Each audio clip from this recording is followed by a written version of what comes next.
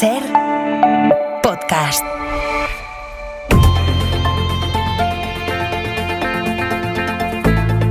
El Abierto. Ser Podcast.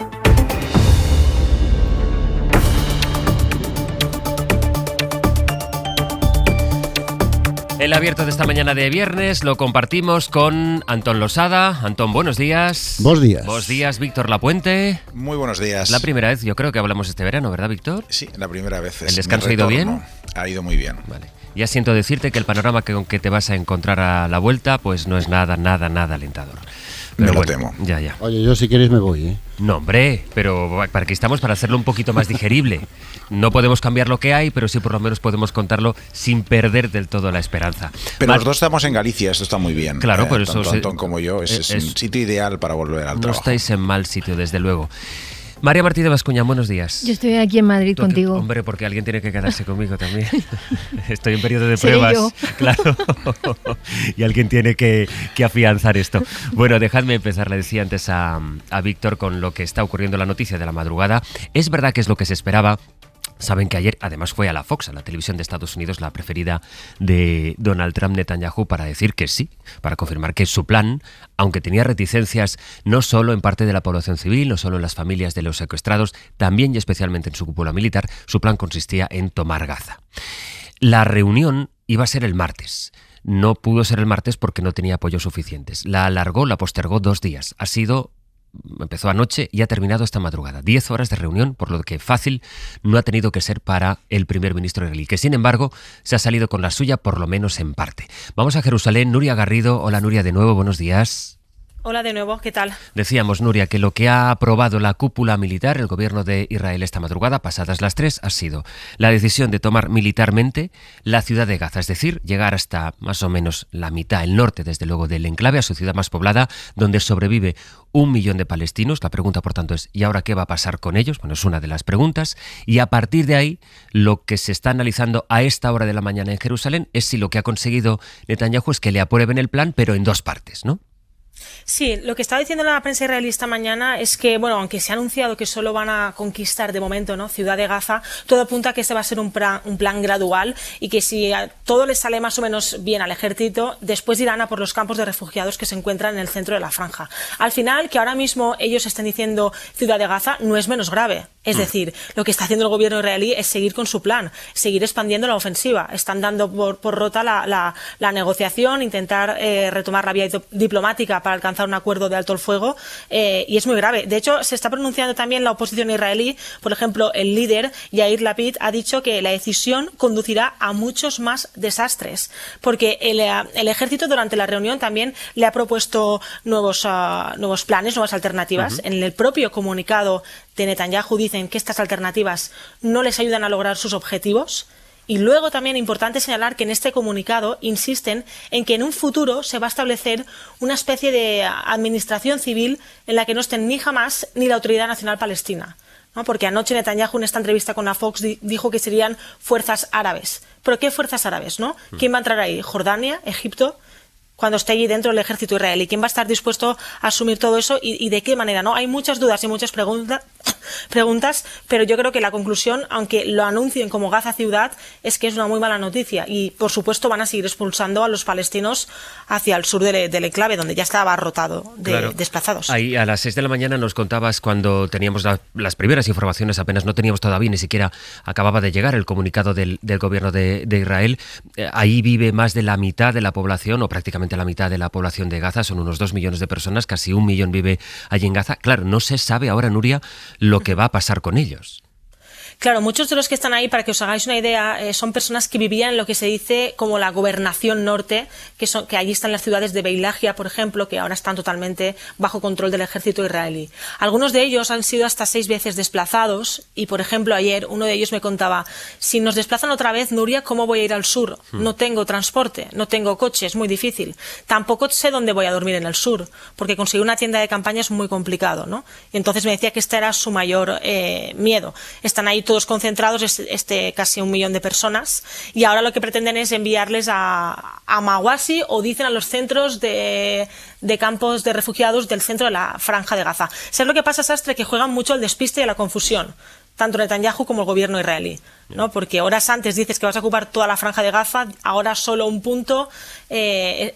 Están constantemente, no son claros, porque Netanyahu quiere lavarse las manos. No quiere, a él le interesa mucho que esto se mantenga por una cuestión de intereses políticos. Entonces no es claro. Lo peor de todo es cuando son confusos también con los mensajes que envían a la población civil, a la que remiten, a la que emplazan para que evacúe sus casas porque va a producirse una invasión y les dicen tenéis que ir hacia estos puntos que son lugares seguros, que son los primeros lugares que bombardean y que masacran. Porque la gente no es que no tenga dónde ir, es que los pocos sitios, primero no tiene cómo desplazarse. Y luego, es que además van a sitios creyendo que allí estarán a resguardo y que estarán seguros, y es donde ataca el ejército de Israel, que es el que está impidiendo que entre comida y el que luego, por lo que cuentan los cooperantes sobre el terreno, dispara a la gente que se acerca por un poco de comida. Decías que hay muchos interrogantes, Nuria, y otra de las cosas que tampoco quedó clara en esa entrevista que dio en la Fox anoche Netanyahu como una manera para presionar previa a la reunión que ha tenido esta noche ahí en Tel Aviv es ¿y tu plan en qué consiste? Es decir, tomas militarmente Gaza y luego una fuerza que no sea Hamás, pero ¿por cuánto tiempo? ¿Qué fuerza es esa? ¿Quién da las garantías? Es decir, no explica nada más Netanyahu. Claro, y tampoco quiere que sea la Autoridad Nacional Palestina, que lo pone en este comunicado, que actualmente está gobernando en Cisjordania y que es como, digamos, la autoridad más reconocida de forma internacional. Entonces, no sé qué plan tiene, pero al final, cuando tú estás ocupando un sitio, ¿qué pretendes? ¿No? Porque todo apunta a que Netanyahu quiere quedarse con el control y con el gobierno de la Franja de Gaza. Anoche en Hora 25 entrevistaban al director del Centro de Estudios, no me acordaba del nombre. Haitham Amira. Correcto, y lo explicaba muy bien. Decía, esto al final es una limpieza étnica. Porque Netanyahu nos puede vender que va a empezar por Gaza ciudad, que va a hacer de esto de otra forma, pero al final, el objetivo final de todo esto es expulsar a los palestinos al sur y luego invitarles, por decirlo de alguna manera, a que se vayan de la Franja de Gaza. Ese es el objetivo y no podemos nunca perderlo de vista. Lo iremos viendo hoy, cómo se concreta eso y también si se sustancia de alguna manera esos indicios de oposición que hemos visto esta semana, de algún movimiento. Parece que hay más movimiento, ya veremos hasta qué punto se articula, de sociedad civil que está en contra de esto, de las familias de los rehenes que temen que ahora las 50 personas que siguen en manos de Hamás sean asesinadas, es el temor que tienen las familias, y también las dudas de los militares. Nuria, muchas gracias como siempre. Contigo, Víctor, voy a empezar porque esto que nos ha descrito sobre el terreno desde Jerusalén nuestra compañera Nuria Garrido es esa realidad con la que te encuentras. No es que las cosas se hayan estancado o hayan ido a mejor, es que literalmente están yendo a peor. Mucho peor, y además la iniciativa que tiene ahora Netanyahu desde el punto de vista humanitario es un despropósito, como todas las iniciativas militares de Israel prácticamente en estos 22 meses de guerra. Pero es que desde el punto de vista estratégico tampoco lo veo claro. A ver, ¿qué ocupación de un territorio por parte de una potencia tecnológica y militar para acabar con un grupo terrorista o con una guerrilla ha funcionado a lo largo de la historia? Estados Unidos en Afganistán o Irak, Israel con los territorios ocupados, o en el Líbano también ha fracasado, ¿no? Entonces yo creo que además la probabilidad de recuperación de esos aproximadamente 50 rehenes que se calcula, de los cuales posiblemente unos 20 israelíes están vivos en esos túneles de Gaza, tampoco aumenta de manera decisiva. Yo creo que seguramente disminuye con esta medida, ¿no? Dicen los analistas que el objetivo real de Netanyahu ahora es tratar de rebajar las pretensiones de Hamás, que Hamás está un poco envalentonado. Es cierto que hace unos días se retiró de la mesa de negociación porque Hamás dijo, bueno, no llegamos a ningún acuerdo a no ser que se ponga sobre la mesa la viabilidad de un Estado palestino. Pero yo no creo que vaya tampoco a debilitar la posición de Hamás esta nueva medida, esta invasión, esta ocupación por parte de Israel, como tampoco lo ha conseguido Israel con la y ahora estamos viendo las imágenes, ¿no? Con la política que ha llevado a cabo de asfixia alimentaria durante estos meses. No ha reforzado a Israel, lo ha debilitado, ha reforzado si acaso a Hamás, porque ahora Hamás ha visto que, bueno, vista esta actuación desproporcionada absolutamente por parte de Israel, lo que consigo es pues una cierta victoria moral, un cierto apoyo internacional. Consigo que Francia, Canadá o el Reino Unido se replanteen ahora la posibilidad de reconocer el Estado palestino, con lo cual yo salgo reforzado. Israel, yo creo que en estos momentos se encuentra en una posición sin salida y más que Israel, Netanyahu, tratando de arrinconar a Hamás. El primer ministro israelí se ha puesto en un rincón él y no tiene opciones de salida viables. Está quedándose solo porque, como comentaba antes, está resquebrajando el apoyo de los gobiernos internacionales, se ha resquebrajado ya el apoyo de las sociedades internacionales, donde mayoritariamente, incluso en sociedades tan cercanas históricamente a Israel, como Estados Unidos se ve mal y se está juzgando mal las acciones de Israel y se está también perdiendo apoyo local, ¿no? Ahí vemos estos meses a activistas en Israel manifestándose con fotos de niños asesinados en Gaza. Esto era absolutamente impensable hace unos meses. Y de nuevo, es verdad que hay una parte de la población que sigue apoyando a Netanyahu, es verdad, pero también es verdad que las encuestas desde hace muchísimo tiempo, prácticamente desde el principio de la guerra, muestran que la mayoría de los israelíes pretende llegar a un acuerdo a cambio de los rehenes, y esto es lo que Netanyahu ha estado evitando durante todo este tiempo. Desde luego es sintomático, Mariam, el hecho de que le haya costado tanto una reunión que iba a ser el martes, que tuvo que posponer para esta noche y que haya estado durante 10 horas, la tensión que se debe haber producido ahí dentro hasta que ha salido lo que ha salido. Sí, pero bueno, esto al final lo que revela también es que él está priorizando los objetivos políticos sobre consideraciones estratégicas racionales. Y a mí esto también me parece importante, ¿no? Es verdad que cuando los militares, cuando el propio ejército israelí, esto es algo extraordinario, advierten de los riesgos de esta situación y él, sin embargo, continúa implementando este plan, bueno, pues lo que nos revela es que había intenciones anexionistas desde el principio. Y esto es lo que está haciendo, y lo está haciendo delante de toda la comunidad internacional. Entonces, cada bombardeo, cada hospital destruido, cada familia desplazada habría sido deliberadamente calculada para vaciar y para preparar un territorio para la anexión. Y esto es lo que está sucediendo. Es decir, no es una guerra que se haya ido de las manos, es una limpieza étnica premeditada, disfrazada de operación antiterrorista. Y esto al final lo que supone es que se está normalizando un genocidio y está ocurriendo, repito, a plena luz del día. Si la comunidad internacional permite esto, que una campaña de destrucción masiva sea recompensada con ganancias territoriales, se está estableciendo un precedente que es terrorífico, que el exterminio de poblaciones civiles puede ser una herramienta efectiva para objetivos geopolíticos. Esto es lo que está pasando.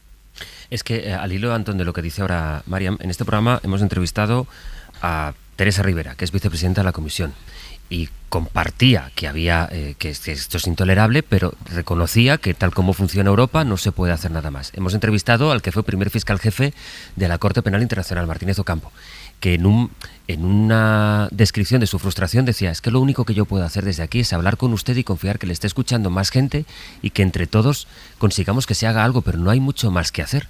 Y estamos, Antón, asistiendo, como dice Mariam, a una escalada que va más y que ahora plantea la toma, de momento, hasta la ciudad de Gaza. Bueno, porque estamos muy preocupados con los aranceles de Trump, que es lo que nos importa. Y nos Hombre, por esto no hemos dejado de estar preocupados también. No, pero es lo que no me refiero a nosotros como programa, me refiero a nuestros gobiernos y a buena parte de las opiniones públicas. Nos preocupa lo nuestro, y lo nuestro es qué va a pasar con el acero, qué va a pasar con el jamón, qué va a pasar con los zapatos, y cuando dejen de ser pasen los aranceles, pues será otro tema, porque este asunto no nos interesa. Pero es que no nos interesa a nosotros y tampoco les interesa a las naciones árabes, que son los primeros que deberían estar intentando parar este genocidio. Y no solo no lo paran, sino que ofrecen sedes y reciben a Trump y le regalan aviones, Air Force One, o como se llame, Air Force One nuevos del trinque para que los estrene con grifos de oro y todas estas cosas que tanto le gustan al Ortega, presidente de los Estados Unidos, ¿no? Entonces, yo es que, sinceramente, yo creo que no es ninguna sorpresa lo que está haciendo Netanyahu. Es que nunca lo ha ocultado. O sea, jamás fue desde el principio puramente instrumental, igual que los rehenes. Es que que la extrema derecha israelí en la que se apoya Netanyahu siempre ha querido anexionarse Gaza, no es ningún secreto, no lo han ocultado nunca. Que hay toda una doctrina en la derecha israelí que recuerda peligrosamente al Lebensraum de los nazis, ¿no? Aquella historia del espacio vital. Israel necesita un espacio vital para garantizar su sostenibilidad y su viabilidad económica y su seguridad. Bueno, eso es que no lo han escrito, lo han publicado y lo han dicho. O sea, Netanyahu es que nunca ha ocultado lo que ha querido hacer. Jamás le brindó la oportunidad y la está aprovechando hasta el final. Y efectivamente, como decía nuestra corresponsal, esto es un paso más hacia el objetivo final. El objetivo final no es acabar con Hamás ni recuperar a los rehenes, es ocupar Gaza. Y cuando se acabe Gaza, pues pasaremos al siguiente objetivo, porque esto, yo creo que cada vez más la guerra, el genocidio se explica en clave interna. Es que a veces se nos olvida en qué situación política estaba Netanyahu cuando todo esto empezó, con el país dividido y medio israelí en las calles reclamando la convocatoria de elecciones y unas encuestas que lo situaban claramente fuera del poder. Ahora las encuestas lo vuelven a situar como el país más votado. Es que es muy fácil seguir los gráficos. Cada incremento militar va seguido de un incremento en las encuestas. La pseudoguerra con Irán le sirvió para volver a colocarse como la fuerza más votada y recuperar casi 12 o 13 escaños de media en casi todas las encuestas. Y esto le permite tres cosas que son fundamentales. Una, mantener una popularidad que estaba por los suelos. Dos, mantener unida la coalición inestable que le sostiene. Y tres, para mí fundamental, tener una excusa para no convocar elecciones. Y seguirá hasta que alguien lo pare. Y no lo va a parar nadie. Porque en el fondo el pueblo palestino pues preocupa a quien preocupa, que es básicamente pues a una parte de la opinión pública bien pensante, a algunos gobiernos que han tenido que soportar de todo por haber levantado la mínima crítica. Acordaos lo que se le dijo a Pedro Sánchez aquí y fuera por hacer un mínimo gesto. Empezando por buena parte de la derecha política y mediática que hoy también habla de genocidio. O lo que se le dijo a Yolanda Díaz, a la que prácticamente se le acusó de ser cómplice de Hamás. ¿Ibas a decir? En todo caso, sí, bueno, yo en todo caso estoy de acuerdo con Antón, pero también con un matiz. Es verdad que hay un cierto apoyo y una cierta popularidad a Netanyahu, resultado de algunas medidas, por ejemplo, la guerra contra Irán, etcétera. Pero es verdad que hay un cambio lento pero cierto en la opinión pública de lo israelí. Es decir, a principios del conflicto, 3/4 de los judíos israelíes consideraban que el sufrimiento del pueblo gazatí no debería tenerse en cuenta a la hora de diseñar la política de Israel. Y lo que ha ido pasando a lo largo de estos meses es que ha habido un ligero incremento de la población israelí, evidentemente todavía insuficiente, pero ligero incremento de la población israelí teniendo en cuenta ese sufrimiento. Tenemos, como comentaba, activistas, tenemos a políticos, tenemos a gente de la sociedad civil que está poniendo sobre la mesa que está muriendo gente en Gaza, y es un proceso lento porque hay que pensar que los palestinos son asociados a Hamás, son los responsables de los ataques terroristas, etcétera, y es un cambio lento, pero yo creo que es seguro y habría que confiar en ese apoyo de la sociedad. Y más allá de la sociedad están los cuerpos, las fuerzas armadas y los cuerpos establecidos, las grandes empresas en Israel, que empieza también a haber un cambio ahí. El ejército israelí se ha mostrado muy reticente hacia estas medidas. Se negó a los planes de Netanyahu ya desde hace muchas semanas de construir esta especie de ciudad humanitaria que sería un campo de concentración en Gaza. Eso Netanyahu no lo consiguió, y también empieza a haber expertos que empiezan a poner sobre la mesa una opción intermedia que seguramente es la más sensata, aunque no nos guste a muchos, entre por un lado una negociación y un alto en fuego con Hamás, que ahora parece muy difícil, y por otra parte esta solución final o esta ocupación que propone Netanyahu, que sería la opción de a nivel intermedio tratar de conseguir un control fronterizo de Gaza por parte de Israel, pero dejando entrar comida, obviamente, ¿no? Esta opción que se llama opción exprimir a Hamás está siendo puesta sobre la mesa, digamos, por políticos de derechas, pero que no están de acuerdo con Netanyahu. Y luego a nivel internacional es verdad que no está ocurriendo mucho, pero recientemente pues vemos los esfuerzos de Naciones Unidas, la declaración de Nueva York, que yo creo que exige los puntos con los cuales yo creo que la inmensa mayoría del mundo está observando Gaza, que es fin de la guerra, acceso humanitario inmediato, unificación de Gaza y Cisjordania, incluido Jerusalén, en un Estado palestino, es decir, la solución de los dos estados. Yo creo que eso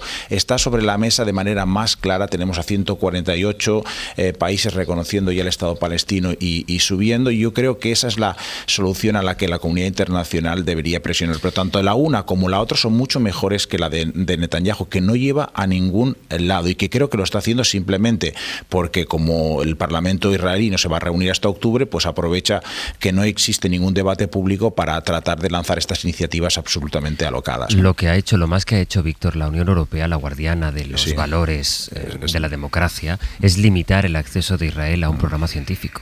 Lo más que ha hecho. Es que Completamente de acuerdo, estoy completamente de acuerdo, pero resulta complicado y es verdad que podríamos hacer muchísimo más.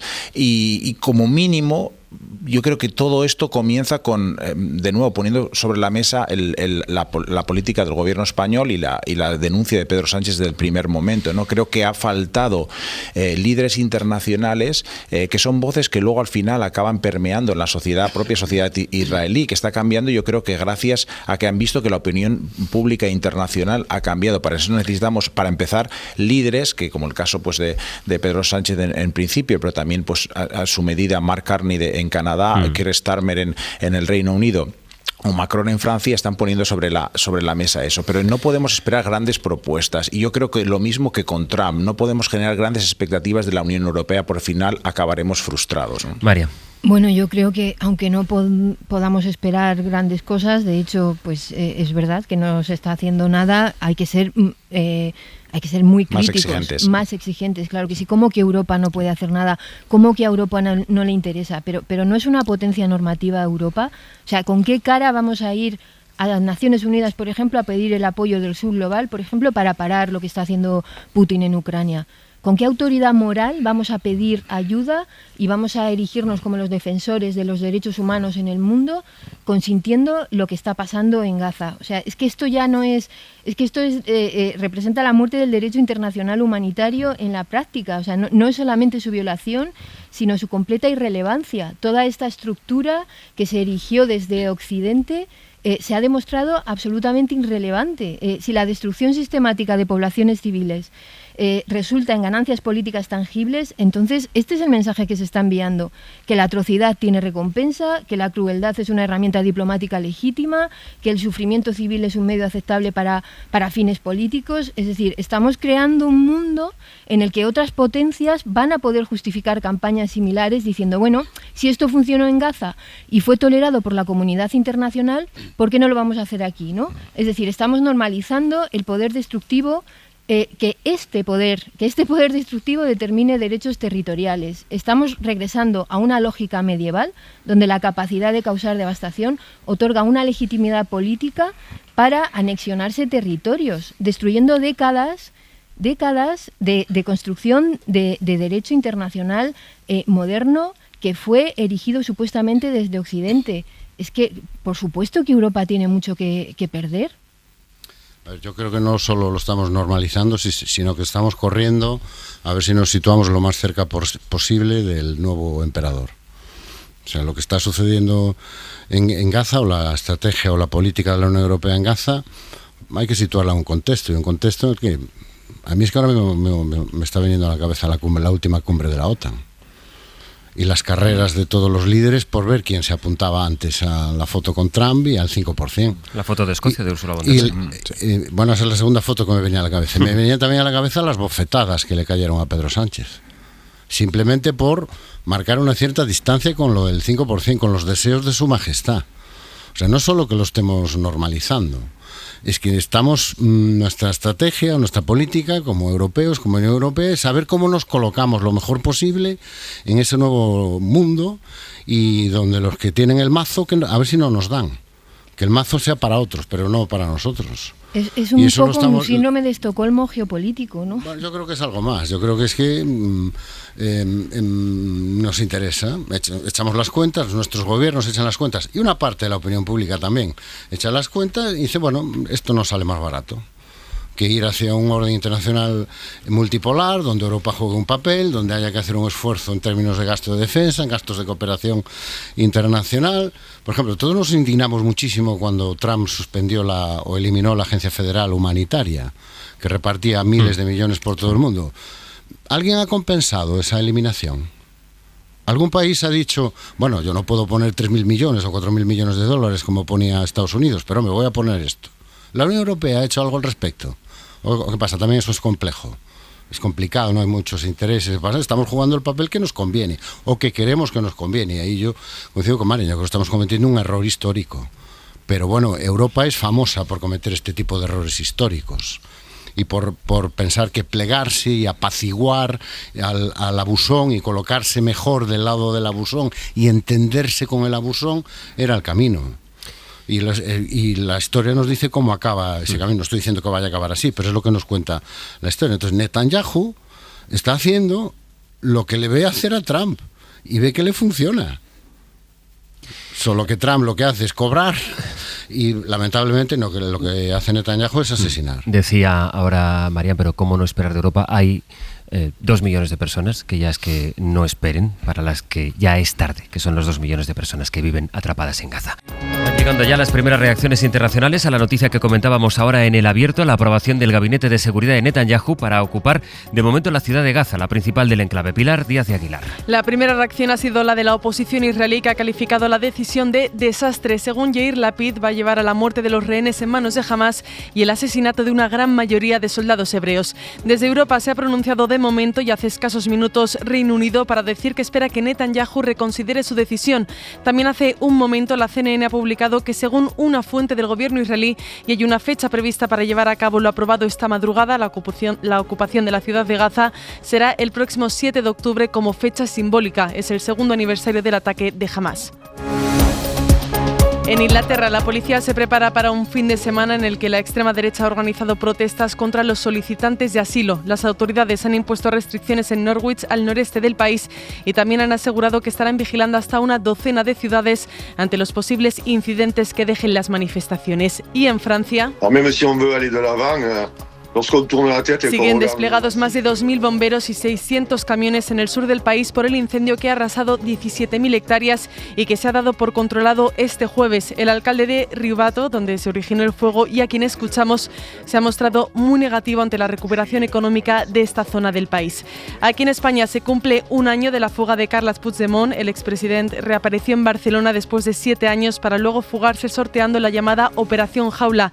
En esa reaparición, él dio un discurso ante cientos de seguidores en el que cargó contra el gobierno, contra el PP y contra los jueces del Supremo. Radio Barcelona ha hablado con el representante del sindicato de los Mossos, que ha asegurado l'efecte col·lateral és el mal que va fer que la imagen del cuerpo quedó muy dañada porque lo que se vio, dice, fue una escena que parecía sacada de Mortadelo y Filemón. Y en los deportes, Duro, la salida de Íñigo Martínez. Eso es, que se va a confirmar de forma oficial en las próximas horas y que ya les avanzamos uno de los movimientos del mercado por inesperado y porque es una de las piezas claves en el Fútbol Club Barcelona, que va a encontrar parte del espacio salarial en la salida libre del central que se marcha junto con Cristiano y Joao Félix a Al Nassr. Además, un amistoso, el que esta mañana va a jugar en Valdebebas el Real Madrid frente al Club Deportivo Leganés. Se conoció en el día de ayer, será a puerta cerrada, está programado para las 10:30 de esta mañana.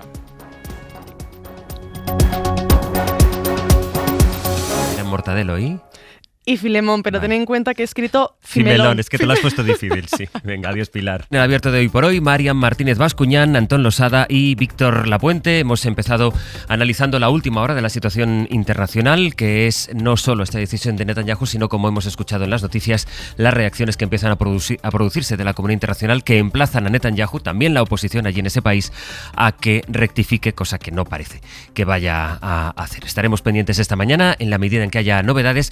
El otro asunto, el asunto que ya en la crónica nacional nos ocupa y con el que vamos a acabar la semana, 3 semanas después de las cacerías racistas de Torre Pacheco, es esta moción que ha sacado adelante el PP en Jumilla, en Murcia, un municipio de 27.000 habitantes, 1.500 de los cuales son musulmanes y tenían la tradición hasta ahora, que se había producido sin incidentes, de celebrar en instalaciones deportivas municipales algunas de las fiestas de su confesión, pues por ejemplo la fiesta del Cordero o el final del Ramadán. Vamos a ir en directo a Jumilla, donde está nuestro compañero de Radio Murcia, Rafa de Paco. Hola Rafa, buenos días.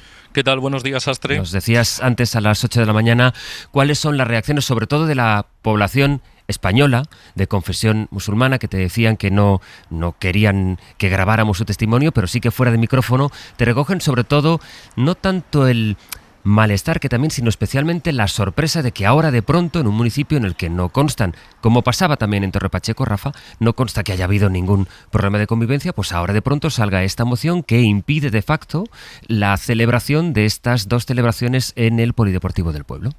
Sí, fíjate, también nos decían, Sastre, después de esta primera conexión, que los rezos se van a seguir haciendo, que esto se va a seguir, nadie va a dejar de rezar por una moción, por una ley, tanto en la religión musulmana como en la católica. Dicen que siempre se ha hecho, efectivamente nunca ha ocurrido nada. En este caso, los últimos 4 años se ha hecho en el campo de fútbol de aquí de Jumilla, ya no se puede hacer ahí, porque esta moción lo va a impedir, pero sí, el comunicado del PP decía ayer que se puede hacer en otras instalaciones municipales, por lo que estos mismos vecinos nos decían qué sentido tiene, qué necesidad había de esto, si podemos seguir haciéndolo, por qué no en el campo de fútbol. Y hay más, hay otros asuntos que también les preocupa. Por un lado, que Jumilla ocurra lo mismo que pasó en Torre Pacheco. Sobre este asunto, José Luis, hemos preguntado a la delegación del Gobierno, aseguran a la cadena SER que es poco probable, pero insisten en decirlo con toda la cautela del mundo. Por cierto, hoy empiezan aquí las fiestas patronales en Jumilla y hay refuerzo de la Guardia Civil, el tipo de refuerzo que se hace en este tipo de festividades. Eso sí, los mandos de la Benemérita están en alerta por si hubiese conato de enfrentamiento.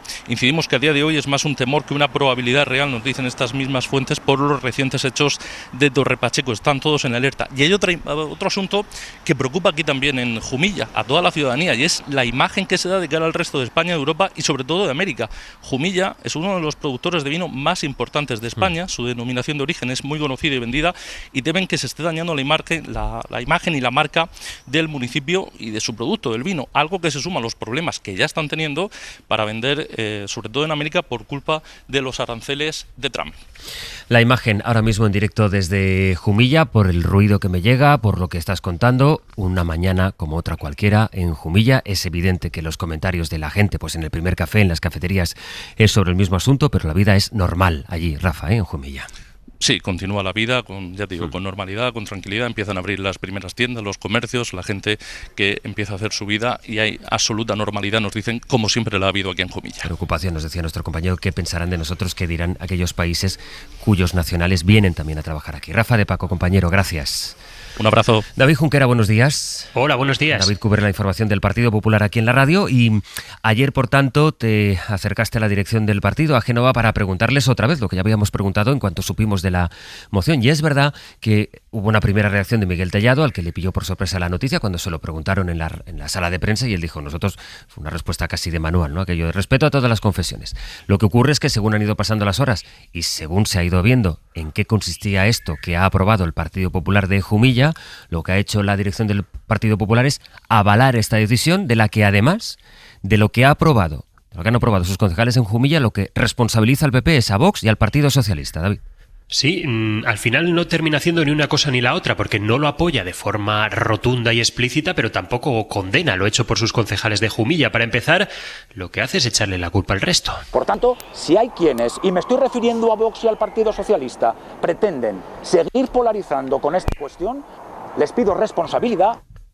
Es uno de los nuevos vicesecretarios populares, Jaime de los Santos, que sostiene que todo lo que estamos contando estos días, que esa moción persigue restringir el uso de los espacios deportivos, dejando en el aire la celebración del fin del Ramadán o la fiesta del Cordero, como siempre se habían hecho en Jumilla hasta ahora, pues es falso. Que desde el Gobierno de España se pretenda hacer un caso donde no lo hay, porque es falso que el Partido Popular vaya a señalar a nadie por su credo, porque es absolutamente inaceptable que se pretenda hacer pasar al Partido Popular por un partido xenófobo.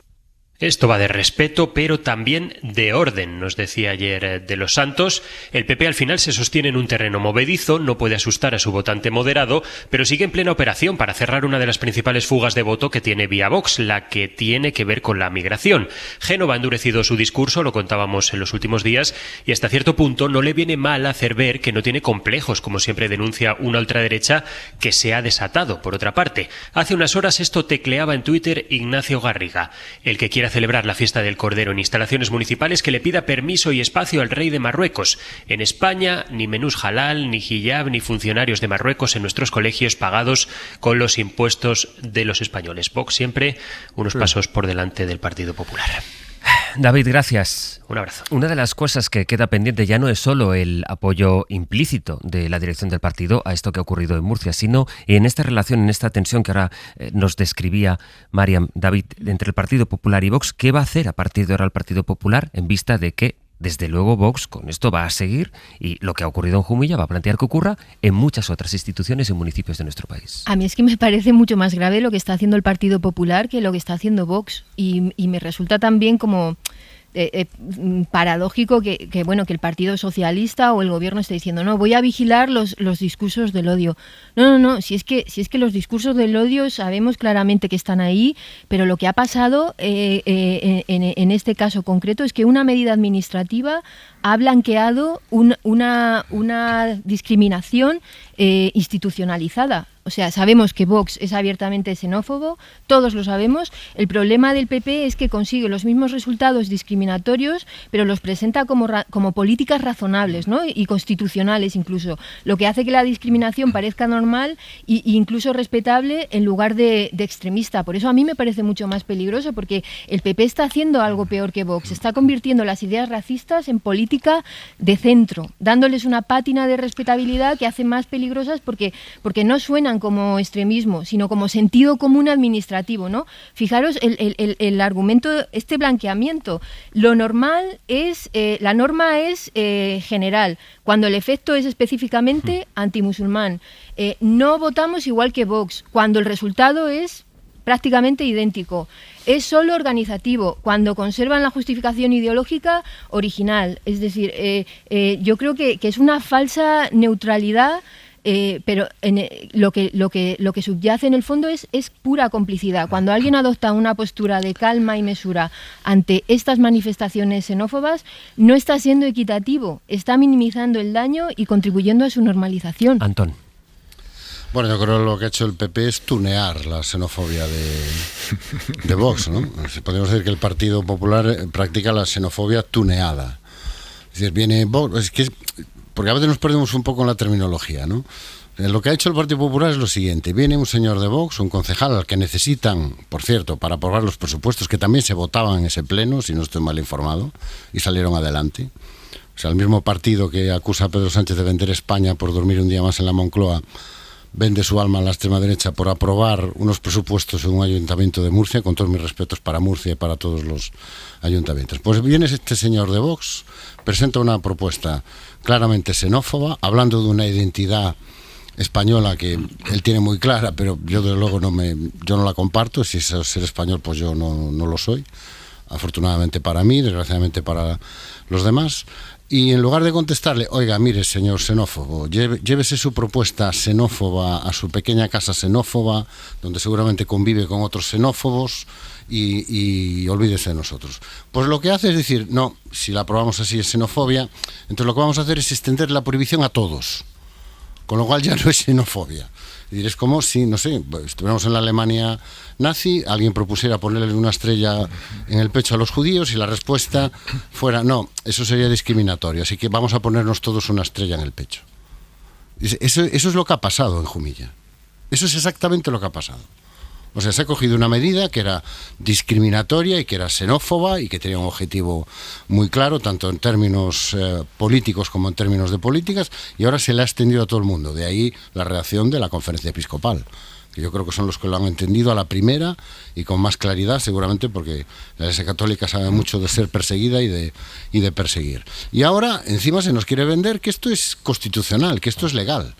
O sea, una especie de nueva españolidad constitucional, donde el principio de legalidad se redefine y entonces las cosas tienen que ser legales y además españolas, porque si no son españolas pueden ser ilegalizadas. O todos somos iguales ante la ley, pero los españoles vamos primero. Entonces, todos tenemos los mismos derechos, el mismo derecho a usar los espacios públicos, pero los españoles vamos primeros. Entonces, el derecho que yo tenía como ciudadano de Jumilla a pedir utilizar un espacio público como es el polideportivo para hacer lo que yo consideraba oportuno, ahora ya no lo tengo y se lo reserva el Ayuntamiento de Jumilla, que es lo único que va a poder decidir qué se hace y no se hace en los polideportivos. Y todo eso en nombre del deporte, de la igualdad, de la tradición y de las costumbres. Por eso digo, xenofobia tuneada, que es la peor de las xenofobias. Es la de que cuando le dices, oiga, pero esto es xenofobia. No, esto es igualdad ante la ley. Víctor. Pues estoy muy de acuerdo con Antón y con Mariam. Vox está en el monte y la excursión al monte que inició en junio de 2024, cuando dejó los gobiernos autonómicos, 5 gobiernos autonómicos, le ha sentado muy bien. Ha prácticamente doblado la estimación de voto que tiene en las encuestas, por lo tanto Vox va a seguir jugando a esto. El problema está, como dice Mariam, en el PP. Mariam en las claves esta mañana decía que es política dura. El PP ha intercambiado el apoyo de Vox a los presupuestos a cambio de esta medida. Pero también es una forma del Partido Popular de señalar a los votantes de Vox que podemos ser tan excluyentes en el fondo, tan islamófobos como ellos, ¿no? Es política dura, que diría Mariam, y añadiría también política basura. Y es una política que es contraproducente, porque esto es uno de los temas más estudiados prácticamente por la politología en toda Europa, ¿no? El ascenso de los partidos populistas de derecha en Europa ha llevado a que muchos partidos tradicionales de derechas intenten recuperar el apoyo de los votantes adoptando una retórica y unas políticas de pronacionalistas o antiinmigración. Y esta estrategia lo único que hace es aumentar el voto a extrema derecha, porque a medida que la inmigración se politiza, hay un concepto que Antón ha dicho, la identidad nacional, pero es algo difuso, pero existe, ¿no? La identidad nacional se vuelve más importante para los votantes y esto beneficia a los partidos de extrema derecha, que son los que dicen nosotros somos los que defendemos esta identidad nacional. Por tanto, la xenofobia se activa desde fuera por medio del discurso de las élites políticas, iniciado por la extrema derecha y en este caso contribuye y apoyado por el Partido Popular. La buena noticia por España es que hasta ahora, al menos en los estudios que he estado mirando, somos uno de los países con un discurso excluyente entre las élites políticas más bajo en toda Europa. Y no solo más bajo, sino más estable. Desde los años 80, 90, etcétera, prácticamente no ha subido el discurso hasta ahora. Evidentemente ahora sí, este verano de manera significativa, pero hasta ahora pues estamos muy por debajo de Suecia, de Francia, de Eslovenia, Eslovaquia o Polonia, que llevan años superándonos y además donde ha ido en aumento. Pues bien, estamos siguiendo esta tendencia, estamos siguiendo la tendencia de prácticamente casi todos los países europeos, y Vox pues es lógico que lo está haciendo porque electoralmente le va bien, pero lo que no es lógico que haga es el Partido Popular. Y a mí lo que me parece interesante es verdad, como decía Antón, que la identidad nacional excluyente pues no la comparten muchos españoles, pero hay otros españoles que sí que la comparten, y es que la inmigración es un fenómeno muy nuevo en España. Entonces el español y la española media, por utilizar una metáfora, tenemos el cerebro en cuanto a cuestiones inmigratorias pues como el cerebro de un niño, muy moldeable, ¿no? Y tenemos opiniones que a veces son particularmente desfavorables. Por ejemplo, la mayoría de los españoles consideran, en algunas encuestas, según un informe de FEDEA, que las leyes que regulan la entrada y permanencia de los extranjeros son más bien o demasiado tolerantes, cuando esto no es cierto. 2/3 de los españoles creen que hay un problema de integración con los inmigrantes.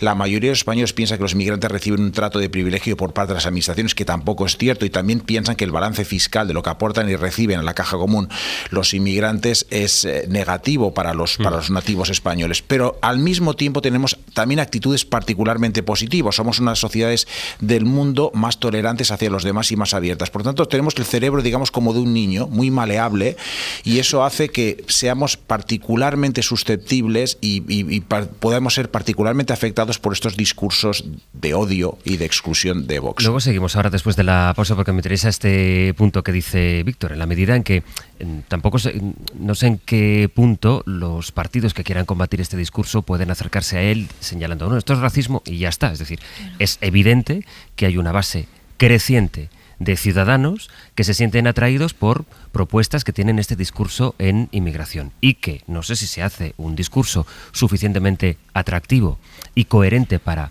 capas cada vez crecientes y en aumento en la población. Está ocurriendo, lo decía Víctor, en otros países de Europa, que estos partidos captan cada vez más la atención, el interés y el voto de muchos ciudadanos. ¿Esto por qué ocurre?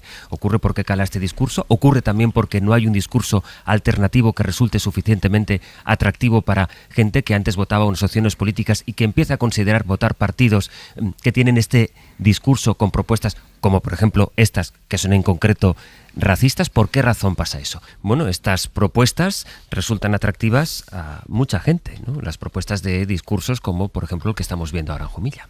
Sí, yo creo que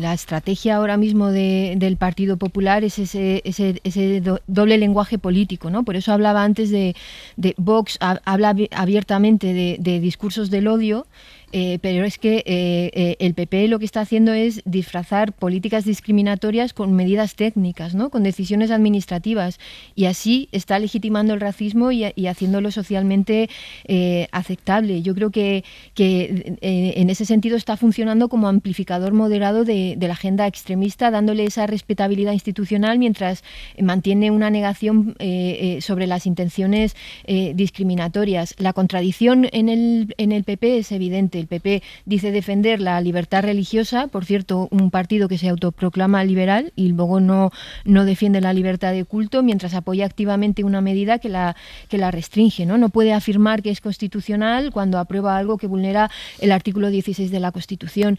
Pero antes hablaba Sastre de esto, ¿no? De si por qué esto funciona o qué es lo que hay en el otro lado que no resulta tan atractivo, ¿no? Yo creo que de alguna manera la izquierda también tiene un problema que ha contribuido o un discurso que ha contribuido a deshumanizar a los inmigrantes. Estamos todo el tiempo hablando de las aportaciones, ¿no? A nivel utilitario de los inmigrantes a la economía española, y estamos dejando de alguna manera de hablar de la riqueza que aporta la inmigración, de la riqueza desde el punto de vista de sus costumbres, de otras culturas, de la diversidad. Yo creo que hay que recuperar también de alguna manera esa otra parte de la inmigración que hace que los países, que por otra parte forma parte de nuestra historia también en España. No es verdad que la identidad de nuestra nación sea el cristianismo. Es decir, tenemos una historia mucho más diversa y rica. Por tanto, muchas veces desde la izquierda también, cuando hablamos en términos utilitarios de la inmigración, estamos contribuyendo a deshumanizar, y cuando cosificamos así, pues es más difícil quedarse atrapado con estos discursos del odio. Pero yo insisto, yo creo que es mucho más peligroso lo que está haciendo el Partido Popular que lo que está haciendo Vox, que claramente se le ve venir. Antón. Bueno, yo creo que lo que está haciendo el Partido Popular es relativamente fácil de explicar. O sea, el mensaje es muy sencillo a sus votantes y a los de Vox. Es decir, yo voy a hacer lo que Vox está proponiendo, pero yo lo voy a hacer bien. Lo voy a hacer de forma que no lo tumbe un juzgado, que no lo tumbe un tribunal, y que parezca que no es lo que realmente es. Que es la misma estrategia que han hecho el resto de los partidos conservadores en el continente europeo para parar a la extrema derecha. Que es integrar y absorber, entre comillas, que se me entienda lo que voy a decir, civilizar su discurso. Es decir, darle la razón de fondo. Efectivamente, los inmigrantes vienen a robarnos el trabajo, la identidad, nuestros barrios, nuestros subsidios, vienen a violar a nuestras mujeres y a nuestras hijas, pero en lugar de decirlo así a la verdad, nosotros vamos a impedir, pero lo vamos a hacer bien, con leyes que no se los tumben los tribunales constitucionales y pareciendo que hacemos otra cosa. Y el resultado, pues solo tienen que mirar en el Partido Popular al resto del continente, ver lo bien que le ha ido a la derecha tradicional esa estrategia para parar a la extrema derecha. Le ha ido, como todos sabemos, no especialmente bien, porque es que un principio básico, entre la fotocopia y el original, todos preferimos el original. Entonces, si vamos a hacer esto, vamos a hacerlo, entre comillas, como hay que hacerlo, que es como dice la extrema derecha, ¿no?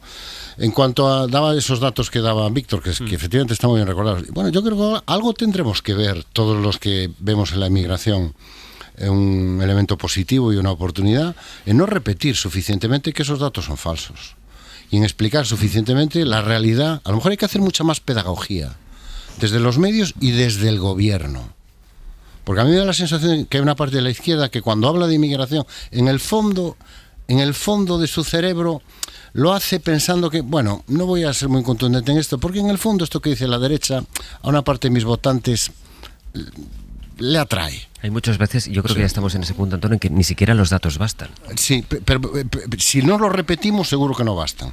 Pero por lo menos tenemos que hacer el esfuerzo de repetirlo, y sobre todo desde el gobierno. Y yo insisto, yo a veces escucho a portavoces de la izquierda y pienso, bueno, usted está diciendo esto porque es lo que le ponen en el guión, pero por el tono y por la manera de decirlo, está claro que intuye que lo que está diciendo Vox y lo que está diciendo el PP funciona mejor. Y llega más gente, incluso a nuestros votantes. Y después, en cuanto al atractivo de que esas propuestas tienen para mucha gente, bueno, es que a veces no es culpa es culpa de la gente que se siente atraída por esas propuestas. Por ejemplo, se habla mucho, ¿no? El atractivo que tiene para los jóvenes hombres, porque siempre se habla de jóvenes, sí. Para las mujeres jóvenes no es tan atractivos. Los hombres jóvenes, las propuestas de Vox. Hombre, si yo tuviera 18 años y viniera a un partido político y me dijera que voy a volver a ser el centro del mundo, que mi madre va a volver a estar a mi servicio, mis hermanas van a volver a estar a mi servicio, las oportunidades en la casa van a ser como éramos los jóvenes con 18 años cuando yo tenía 18 años, en la mayoría de los hogares, pues seguramente también me sentiría muy atraído. Y no creo que fuera un problema ni del sistema, ni de que no tengo oportunidades, ni que los demás no. No, es que lo que me ofrecen me interesa. Entonces hay mucha gente, yo sé que es difícil asumir esto, pero España no es diferente al resto de Europa. Entonces hay una parte muy importante que vota esto porque eso es lo que quiere, no porque lo demás no funcione. Eso es lo que quiere. Y hay que decírselo. Y la única manera de hacer política es confrontarlos, desde las ideas, desde los programas, pero también desde la contundencia. Hay gente que vota Vox porque es lo que quiere. No es una protesta. No, yo era muy demócrata, pero como la democracia me ha traicionado, ahora voto Vox. No. Es que a lo mejor usted siempre quiso votar esto, lo que pasa es que hasta ahora no lo había. Víctor y luego Marian. Sí, estoy muy de acuerdo con lo que dicen Marian y Antón. La izquierda tiene mucha responsabilidad y los estudiosos que han ido analizando en el continente europeo cuál es la mejor estrategia para reducir el impacto de estos partidos de extrema derecha dicen que hay que confrontar estas narrativas directamente. La tentación en todos los casos, en el centro derecha, en el Partido Popular, lo estamos viendo ahora, pero también en algunos partidos de centro izquierda, algunos partidos socialdemócratas, es ofrecer una versión diluida de las políticas anti-inmigración o tuneada en la expresión afortunada de Antón. Pero eso no funciona porque eso lo que acabas es alimentando todavía más a estos partidos. Y lo que hay que hacer es confrontar con datos. Y el primero lo llaman los expertos el problema del 1%, y es que a pesar de que los musulmanes representan apenas de un 1 a un 8% de la población, la mayoría de los países europeos, en Jumilla creo que es exactamente el 8%, la ultraderecha crece con la ficción de que vamos a ser reemplazados, etcétera, ¿no?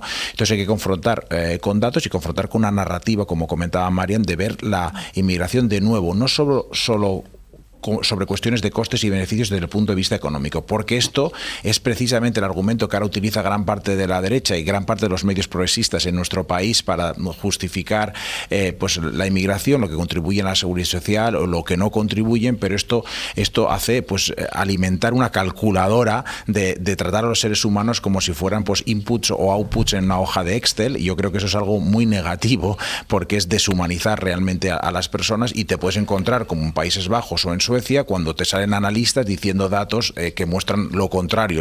Cuando tenemos una segunda generación de inmigrantes, en realidad estos no acaban contribuyendo a la economía como los nativos, y entonces dices, pero bueno, ¿qué ocurre? Que los hijos de inmigrantes son un cálculo, son un input en la hoja de Excel, y los nativos sí que son seres humanos de verdad. Entonces esto deshumaniza mucho, hay que tener muchísimo cuidado, y creo que María me ha puesto el dedo en la llaga. Deberíamos ser muy cautelosos a la hora de utilizar a los inmigrantes como si fueran piezas que contribuyen a la economía, ¿no? Sí, y luego hay otro factor que yo creo que también es muy importante, que Víctor lo señalaba, y es que no había ningún problema. O sea, la alcaldesa misma de Jumilla ha admitido que convivían 72 nacionalidades diferentes y hasta ahora nunca habían tenido ningún problema. Que los musulmanes hacen sus rezos muy temprano, de 6 a 9 de la mañana, y se han venido haciendo sin problema, con respeto y en silencio. Es decir, que no molestan a nadie, es que no había ningún problema. Por eso tenemos que analizar la creación artificial de amenazas. Estamos ante discursos que no necesitan de problemas reales, porque los fabrican. Vox habló de costumbres ajenas a nuestra identidad, de una ofensiva ideológica de la izquierda, cuando lo único que está pasando es que 2.000 personas rezan 2 veces al año, temprano por la mañana, en un espacio público, ¿no? Entonces, estamos ante una ansiedad identitaria, no sé cómo decirlo, manufacturada, ¿no? En pueblos como Jumilla, donde la convivencia es real y funciona, los discursos identitarios se explotan porque están explotando realmente una identidad abstracta sobre lo que podría pasar, o o hacia dónde vamos. Es decir, no se basan en la experiencia local, en lo que ocurre ahí, sino en miedos mediáticos que están importando y sobre todo que están fabricando. Por eso hablaba de que el problema para mí es el Partido Popular, porque lo que está haciendo de alguna manera es normalizar lo extremo, está moderando la propuesta de Vox y es así como se consigue que el extremismo funcione, cuando se presenta como término medio entre posiciones radicales, ¿no? La gente piensa, bueno, al menos no lo han prohibido todo, todos podrán seguir rezando en sus mezquitas, ¿no? Pero al final lo que se está haciendo es crear artificialmente estas amenazas. Creo que podemos saludar en este punto a la delegada del Gobierno en la región de Murcia, que es Mariola Guevara. Delegada, ¿qué tal? Buenos días. Hola, buenos días. Quisiera preguntarle si de cara a este fin de semana, o especialmente hoy, y después de que Jumilla se ha puesto en el centro de la actualidad, ¿contempla el Gobierno algún tipo de despliegue de seguridad en Jumilla? Bueno, estamos en una situación muy diferente a la de Torre Pacheco respecto a lo que es la actitud, ¿no? Respecto a lo que es el seguimiento que estamos haciendo en redes sociales. En este caso no lleva a que se esté intentando hacer una movilización, de que vengan personas de fuera, un poco a alentar como sucedió en la anterior ocasión, ¿no? A provocar altercados y hablar de esa cacería. En este caso es un tema similar en cuanto al objetivo que pretenden conseguir, pero no con la misma maniobra. Pero sí, por supuesto, que tenemos las fuerzas y cuerpos de seguridad del Estado alertadas y preparadas en el caso de que se provocara alguna situación de las que se provocaron tan lamentables en Torre Pacheco. Esperamos que aquí no, por lo que te digo, los indicios que tenemos es que no, que en Jumilla hay total normalidad, total calma, pero ¿qué pasa? Que sí es verdad que este fin de semana y la próxima semana están en fiestas. Empezaron ayer sus fiestas de esta localidad. Uh-huh. Y como en todas las fiestas siempre tenemos un dispositivo, un refuerzo de Guardia Civil para los eventos especialmente multitudinarios que se realizan con esas actividades festivas, y por lo tanto pues vamos a estar muy presentes allí, pero también con resto de patrullas activadas, por supuesto, por si ese tiempo de ocio, ese tiempo libre en el que lleva también a consumir, a veces a cometer excesos, ¿no? De bebida o de otras sustancias, pues que lleven luego a incentivar entre unos y otros, provocar bandos, como sucedió en Torre Pacheco. Entonces, por lo tanto, por ahora, tranquilidad, normalidad. En Jumilla no hay ningún problema de este tipo, pero sí, por supuesto, vamos a estar presentes. Eso le quería preguntar. Con los datos de la Policía, de la Guardia Civil, los datos de los que usted disponga, ¿le consta que ha habido un aumento o que ha habido algún problema de convivencia tanto en Jumilla como en Torre Pacheco antes de que se produjeran los acontecimientos? No hay ningún problema de convivencia, no hay ningún problema a nivel delincuencial como hasta ahora querían hacer, ¿no? De vincular la inmigración con la delincuencia.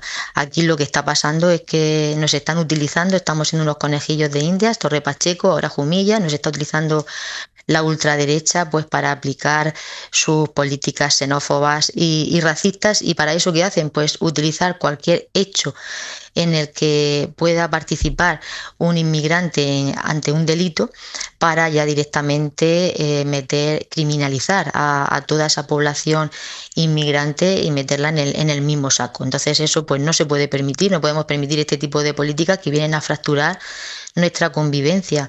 Y estamos viendo que el gobierno regional está desaparecido. No sale a decir nada, no comenta nada y no da soluciones ni alternativas. Está en ese silencio cómplice y no se imagina lo que está generando aquí en la región de Murcia con ese silencio cómplice. Como digo, esto es algo muy peligroso lo que está permitiendo que haga Vox. Vive arrodillado ante Vox. ¿Qué es lo que cree que está generando en Murcia? Pues está generando, mira, el gobierno regional, lo que yo veo y lo que podemos comprobar, no solo a nivel regional, sino a nivel de la mayoría de ayuntamientos donde gobierna el Partido Popular o Partido Popular con acuerdos con Vox, es que no son conscientes o no quieren ser conscientes, porque sí lo saben, no quieren ser conscientes de la realidad social que tiene nuestra región o que tiene nuestros municipios.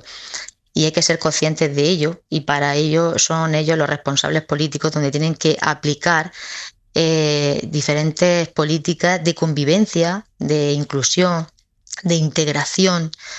No podemos dejar de lado a una población que forma parte de nuestro día a día, que los necesitamos, que sabemos que sin ellos, pues la mayor parte del trabajo que se saca en cada uno de estos municipios de nuestra región, que se saca adelante gracias a ellos, como es el campo, la agricultura, como es el cuidado de nuestros mayores, como es la construcción, no sería posible. Si la región de Murcia está creciendo y tiene ese gran desarrollo económico y ese potencial, necesitamos mano de obra, y sabemos que ahora los españoles, los hijos de españoles de murcianos, no trabajan en el campo, no trabajan en la construcción, no trabajan en el cuidado de nuestros mayores. Son los inmigrantes que han venido de otros países buscando una situación mejor, porque han tenido que huir de países que viven en la miseria, que viven en la pobreza, que tienen que huir de guerras y simplemente vienen aquí a ganarse la vida y a trabajar, como digo, en estos territorios donde necesitamos esa mano de obra. Entonces, el gobierno regional y estos ayuntamientos tienen que ser conscientes de ello, y no puede ser que quieran utilizar a estas personas, sí, para trabajar, que estén todo el día trabajando, pero cuando terminen sus largas jornadas de sol a sol, se encierren en casa y ya no salgan, ¿no? No los quieren ver en sus jardines, no los quieren ver cuando van al médico, en la sala de espera. No quieren que vayan sus hijos y sus hijas a los colegios. Quieren que estén encerrados, quieren que haya guetos y quieren que no haya convivencia. Pues están muy equivocados. El gobierno de España trabaja para el bienestar de todos y para que esa convivencia no se rompa. Por lo tanto, vamos a ser muy contundentes y vamos a estar muy vigilantes ante cualquier medida de este tipo y ante cualquier discurso de odio que se esté fomentando. Ante la moción, Podemos anunció que iría a la Fiscalía. ¿Ustedes contemplan como delegación del Gobierno acudir también a la Fiscalía? No, nosotros como delegación de gobierno, el gobierno de España tiene sus propios mecanismos para este tipo de situaciones.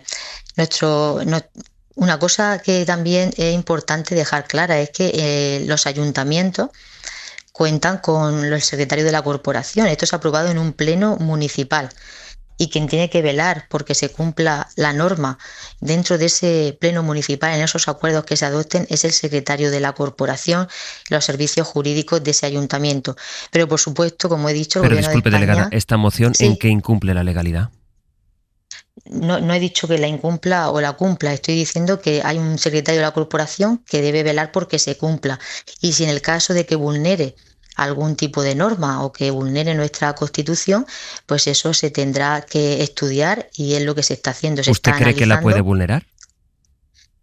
Yo, a mi juicio personal, lo que yo veo es que era una moción de voz donde vulneraba, por supuesto, en su integridad, cuando la lees íntegramente, sí vulnera nuestra Constitución, y que el Partido Popular en Jumilla, el equipo de gobierno, ha querido disfrazar, ha querido camuflar, ha querido un poco ahí tunear esa moción, cambiándole algunos párrafos para que no fuese tan directamente discriminatoria hacia la comunidad musulmana.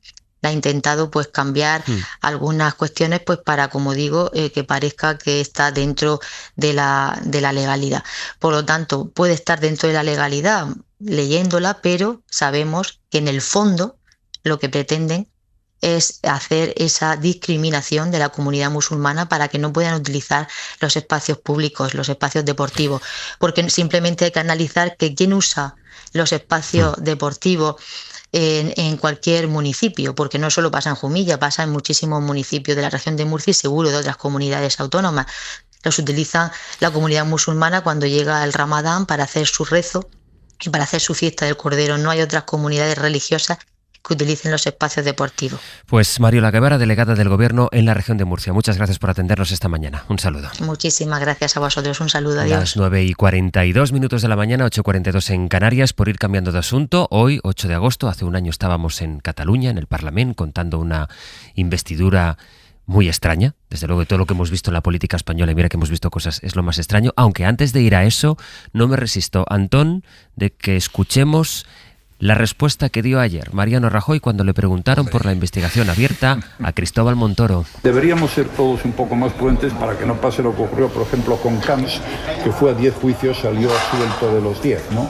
Tanto conviene no exagerar y a ver si entre todos podemos darle un punto de equilibrio a la actual situación que, en mi opinión, falta le hace. Falta le hace, Antón Losada.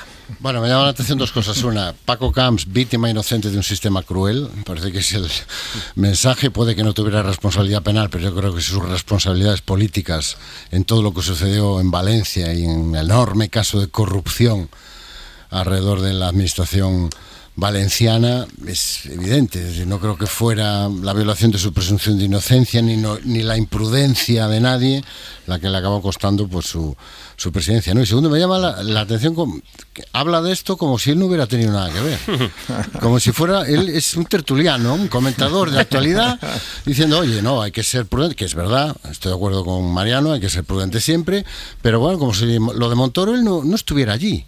Bueno, ya que me piden opinión sobre esto, que ya que estoy aquí, bueno, pues voy a decir algo. Oiga, usted era el presidente del gobierno. Si le aplicara la misma doctrina que aplicó el Supremo a Chávez y a Griñán, pues a lo mejor hasta tenía consecuencias penales. Le aplicó a Chávez y a Griñán en el caso de los ERES. A lo mejor hasta tenía algún tipo de responsabilidad penal. Afortunadamente, el Tribunal Constitucional ha anulado esa doctrina y ha revocado la condena de Chávez y Griñán en el caso de los seres, lo cual le viene muy bien en este momento a Mariano Rajoy, ¿no? Pero habla de esto como si, oiga, usted estaba en el gobierno que aprobó los presupuestos que llevaban esas reducciones fiscales a la carta, y usted aprobó buena parte de las leyes y regulaciones que a través del despacho próximo a Cristóbal Montoro parece que se encargaban a medida, a prêt-à-porter, ¿no? O a la carta. O sea, usted estaba allí, igual que estaba allí cuando la Kitchen, igual que estaba allí cuando la policía, entre comillas, patriótica. O sea, usted era el presidente del gobierno cuando se dieron en España los casos de corrupción política y económica más grave que uno recuerda. Uno, utilizar a la policía para aniquilar a tus adversarios políticos, y dos, capturar la capacidad del Estado para hacer negocios privados. Bueno, un comentario quería... Di, Víctor, muy breve porque me quiero ir a Cataluña. Pues no, simplemente que Rajoy es muy buen tertuliano y creo que tiene esa retranca gallega como Antón, pero simplemente yo creo que ayer habló una persona resentida, ¿no? Porque cree Rajoy que la corrupción le pasó mucha factura al Partido Popular. Entre 2011 y 2016 el Partido Popular perdió 3 millones de votos en las generales, perdió 6 comunidades autónomas, perdió 13 diputaciones, 3.700 concejales, y la culminación fue la moción de censura que lo sacó del poder, con lo cual él considera que ha pagado mucho. Ahora, dicho esto, anda que no hemos sido prudentes con Montoro cuando resulta que era la comidilla en algunos círculos de Madrid durante mucho tiempo, y nosotros no lo hemos sabido hasta muchos años después. Así que hemos sido durante muchos años demasiado prudentes con toda la trama alrededor de Montoro. Menos cuarto ahora, el sonido de lo que estábamos contando hace exactamente un año en el Parlamento de Cataluña. Está aquí ya Carles Puigdemont. Se ha dejado ver por primera vez en suelo español en 7 años, andando al lado de Jordi Turull, su mano derecha, su hombre más fiel, y se dirige al Arco de Triunfo, donde está este escenario. Sí, aquí está Carles Puigdemont, que ya ha subido al escenario ante el clamor de las 2.500 personas. La veu del poble de Catalunya. Fa 7 anys que van iniciar una durísima represión. La imagen en este momento de la mañana, Carles Puigdemont está dando un mitin en el centro de Barcelona sin que hubiera alrededor ningún Mossos d'Esquadra. La policía catalana, que de hecho le está dejando, a pesar de que tiene en vigor esa orden de detención, pronunciar el discurso a los pies del Arco del Triunfo. Veo a Artur Mas, veo también, saluda a Laura Borràs, al resto de gente, dirigentes de Junts, que van pasando por este cordón, pero no veo a Carles Puigdemont. Puigdemont estaba y de pronto no está. Las 9:28, las 8:28 en Canarias. Faltan 32 minutos para que tenga que empezar el pleno de investidura de Salvador Illa. Y parece que de la manera... Sonidos de hace un año, con aquello que tanto nos sorprendió. Nos sorprendió verle, nos sorprendió que se esfumara, nos sorprendió la operación Jaula, nos sorprendió que nadie le diera caza, nos sorprendió que luego el pleno que parecía que no fuera, que al final saliera de investidura. Y aquí estamos un año después. Barcelona, Laura Pons, buen día. Hola, ¿qué tal? Buen día. Un año después, es verdad que ella ha conseguido que se aparque la idea del procés, y lo que intenta es dos asuntos. Dentro, en Cataluña, sacar adelante los presupuestos porque gobierno en minoría, y fuera conseguir el pacto para una financiación singular.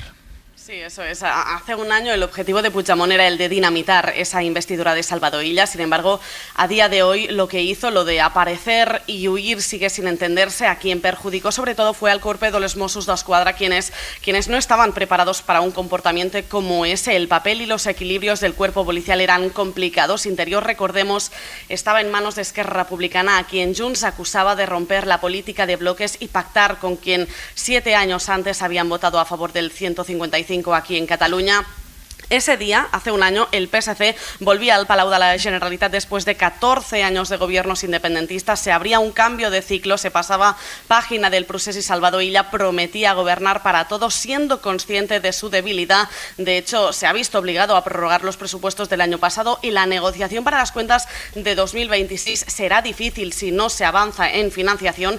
El pulso por la financiación y su devenir en el Congreso marcará el pulso porque los de Junqueras ya han amenazado con los presupuestos, los dos, los catalanes y los estatales. En lo que llevamos de legislatura, Illa ha dado un volantazo y aquí ya se habla poco de independencia. El último CEO, el CIS catalán, destacaba que el sí a celebrar un referéndum caía 4 puntos. El presidente sí ha puesto el acento en la amnistía, una ley que el Congreso aprobó hace más de un año, pero que sigue sin aplicarse a los líderes del procés. Sin embargo, el presidente tampoco se ha visto con Puigdemont, no se ha aplicado la amnistía política que reclaman desde Junts. La de hace un año en el Parlamento fue una jornada histórica, surrealista, con interrupciones, suspensiones y marcada por esta figura omnipresente de Carles Puigdemont, que apareció en Barcelona 7 años después, y a día de hoy seguimos sin poder responder qué pretendía Puigdemont con esa vuelta fugaz. El expresidente siempre había dicho que su vuelta sería institucional, un acto político y solemne. Lo había prometido durante la campaña electoral. Yo estaré allí el día de la investidura, y durante ese día estuvo, pero Sastre se esfumó. Y lo vimos y lo pudimos contar en directo. Laura, gracias, buen día. A vosotros, hasta luego. Escribe esta mañana Marian Javier Cercas en El País que Illa ha liderado una revolución en Cataluña que consiste en respetar la ley, hablar con todo el mundo e intentar, con mejor o peor fortuna, mejorar la vida de la gente. Y dice, no extrañará que algunos en la izquierda piensen que ella está gobernando razonablemente bien porque hace lo contrario que Pedro Sánchez, quien al empezar la legislatura levantó un muro frente a sus adversarios. Y también dice, Illa podría ser un candidato verosímil a devolver la socialdemocracia populista del PSOE actual a la socialdemocracia a secas del PSOE histórico. ¿Qué balance haces de este año? Bueno, yo creo que es verdad que hay que reconocerle esto a Illa, bueno, pero hay que reconocérselo también con la ayuda de Sánchez. Ahí discrepo un poco del análisis que está haciendo Cercas, pero en cualquier caso es verdad que ha conseguido sacar a Cataluña del proceso, del bucle, sobre todo, ¿no? Después de más de una década obsesionada con la independencia, ahora las instituciones catalanas se centran en resolver los problemas de la gente en lugar de estar permanentemente con una campaña identitaria, ¿no? Yo creo que hay un cambio de paradigma obvio que tiene mucho que ver con el talante del propio Illa, ¿no? Como en lugar de estar constantemente debatiendo sobre la soberanía, las identidades, los referéndums, los choques con Madrid, pues ahora se habla de otras cosas como vivienda, transporte, sanidad, empleo. Es decir, que es verdad que ha conseguido normalizar las relaciones de Cataluña con Moncloa, incluso con la Casa Real, aplicando pues este talante que ya vimos en el Ministerio de Sanidad y la política de gestión, ¿no? Y algo que a mí me da casi envidia, ¿no? Ha conseguido un clima parlamentario más sosegado incluso que el que tenemos aquí en el Congreso de los Diputados. Os pido brevedad, Víctor. Pues bueno, Puigdemont hace un año que parece una década, ¿no? Porque la realidad nos ha atropellado y porque Puigdemont ha pasado de ser el centro de la política española a estar en una órbita muy lejana. Cuesta reconocer la situación política de Cataluña, que ahora es una tierra pues muy estable y hay una estabilidad política. Las encuestas dicen que hay una muy buena valoración del gobierno de la Generalitat, una buena valoración de Illa, es el único líder catalán que aprueba, aunque una regular valoración del Partido Socialista. Yo creo que Illa, de momento, momento se ha revelado como un gran político reactivo frente a la rauxa del procés. Él ha puesto el seny, pero falta ver a nivel activo. A mí lo que menos me gusta es lo más visible, lo que más se habla de ella, que es la financiación singular de Cataluña, que me parece injusta, insolidaria e inviable. Pero en las cuestiones que no se habla, yo creo que está actuando en dos cuestiones invisibles muy bien. Una es en las políticas sociales, como comentaba Mariam, en vivienda, en ayudas sociales, etcétera, intentando utilizar métodos científicos a la hora de probar nuevas formas de ayudar a los más vulnerables en Cataluña, y en segundo lugar la reforma de las administraciones públicas, despolitizando el nombramiento de altos cargos. Me parece muy loable. Y una última cosa, solo una frase. Bendita España, donde tenemos dos modelos como Madrid y Cataluña, liderados, uno neoliberal y otro socialdemócrata. Veremos cuál funciona mejor. Cierro contigo, Losada. Bueno, lo primero, qué joven sonaba tu voz, Sastre. Pues solo ha pasado un año. Qué manera más elegante de constatar lo que me ha envejecido la voz en este año. Bien, lo has pillado. Y el segundo... no era muy indirecta, Antón, ¿eh? Bueno, ya sabes que mi estilo no es lo... Sí, tú en cambio estás como un pincel, como el primer día. No, yo, como me dijo un día mi hija Mariña, acéptalo papá, eres viejo. Se te acaba el tiempo, señor mayor. Bueno, normalidad democrática.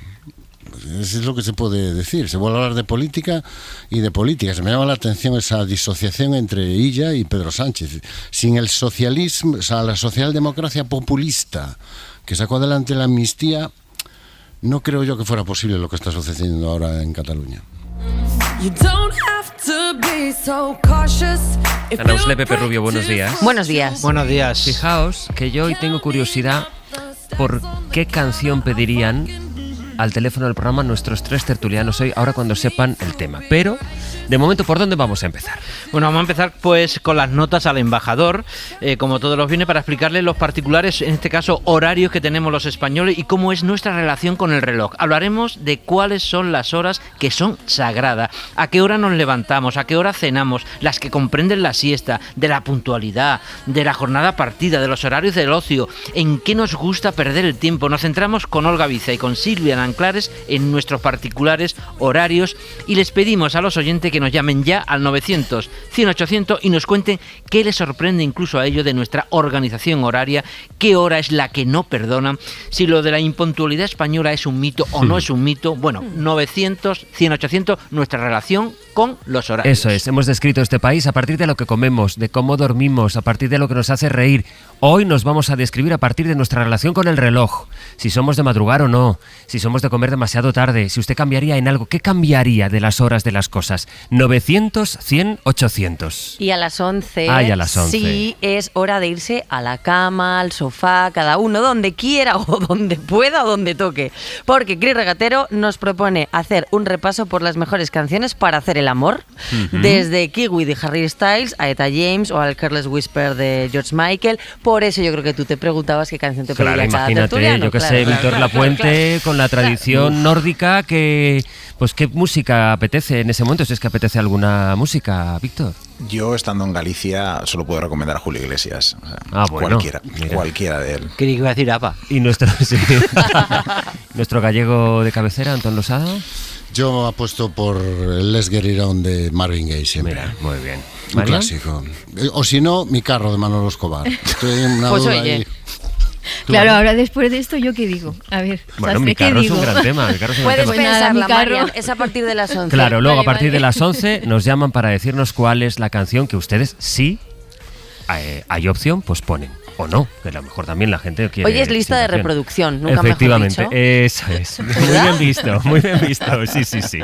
Y luego nuestro cierre al final del programa, ¿no? Con virales. Con virales. Con los viernes virales. Eso es, viernes viral. Pues nada, Víctor Lapuente, Antón Losada y María Martínez Bascuñán, muchísimas gracias y hasta la próxima. Hasta la próxima. Buenos días. Adiós. Para no perderte ningún episodio, síguenos en la aplicación o la web de la SER, Podium Podcast o tu plataforma de audio favorita.